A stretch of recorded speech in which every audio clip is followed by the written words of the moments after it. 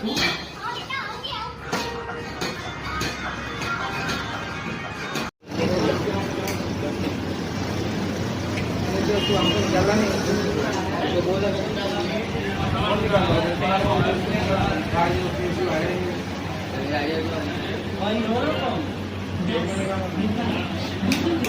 Everyone, कैसे हो आप लोग।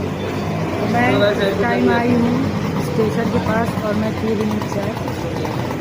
और सॉरी आज वीडियो अपलोड नहीं कर पाई मैं, लेकिन कल ज़रूर आएगा। तो बने रहिए मेरे साथ और देखते रहिए ज्योति तिवारी ब्लॉग्स।